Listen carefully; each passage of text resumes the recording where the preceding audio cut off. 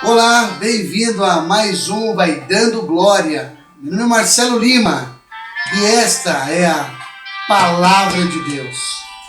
Hoje eu quero falar um pouquinho com você que nos assiste sobre a importância da oração na vida daquele que busca o Senhor.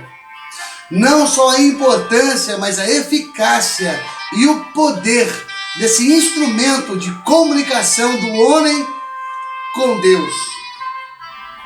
No livro de 1 Samuel, capítulo 7, versículo 12, diz que Samuel toma uma pedra e constrói uma espécie de monumento entre Mispá e Sem e chama essa pedra, ou esse monumento, de Ebenezer, pedra de ajuda, e exclama dizendo: até aqui nos ajudou o Senhor.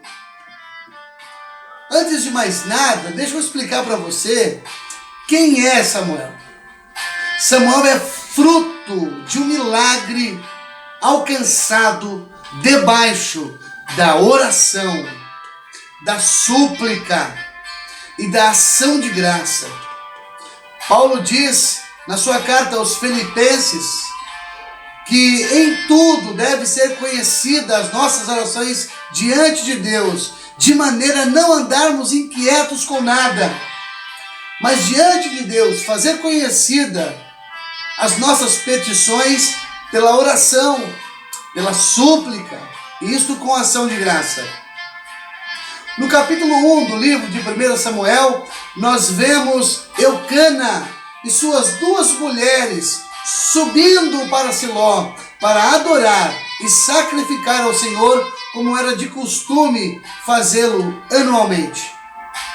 Uma das suas mulheres se chamava Ana, era estéril e por isso não podia ter filho, e a outra era Penina, mas uma mulher que lhe dara filhos.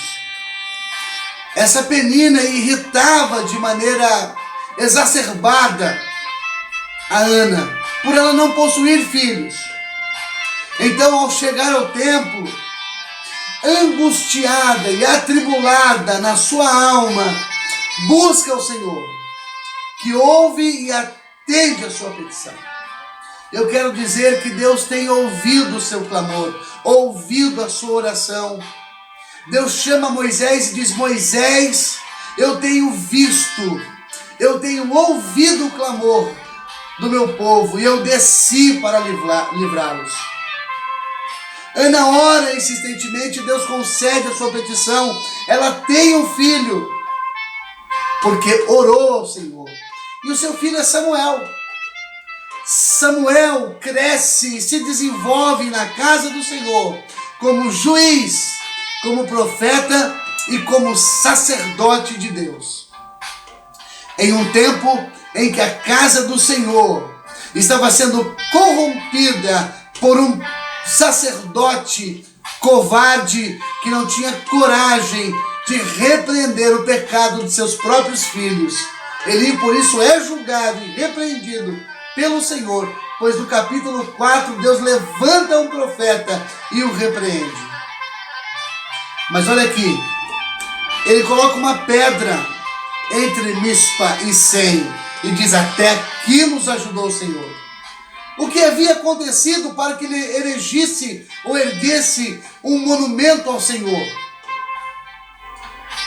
Deus havia dado vitória ao povo de Israel através da oração e da confiança do seu servo Samuel, pois já vinham de derrota sobre derrota. Mas Samuel clama a Deus e diz ao povo: se de coração vos converterdes e afastardes do vosso meio Astarote e Baal e derrubardes os altares, eu vou orar por vocês e Deus dará a vitória. E foi isto que aconteceu. Samuel clama a Deus e oferece sacrifício. Deus troveja do alto contra os inimigos de Israel. E Israel persegue-os e os elimina. E a Bíblia diz que Deus deu paz no meio do povo de Israel com respeito à nação inimiga, porque Samuel buscava Deus.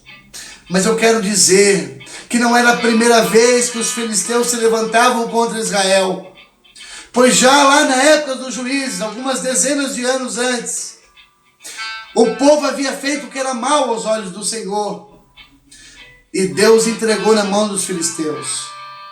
Havia um homem da tribo de Dan, cujo nome era Manoá. Ele tinha uma mulher que era estéril.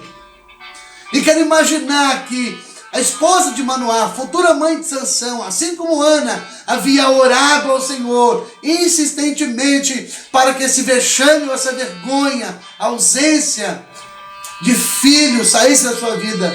É quando um anjo chega na sua presença e diz: olha, tu és estéril, não tem filhos, mas agora conceberás. Eu quero dizer para você que vale a pena você buscar o Senhor, porque Ele te dará memoriais. Ele fará você erguer memoriais diante de Deus. Por isso eu quero agradecer agora essa oportunidade santa de com você dar mais glória a Deus e dizer: até aqui nos ajudou o Senhor.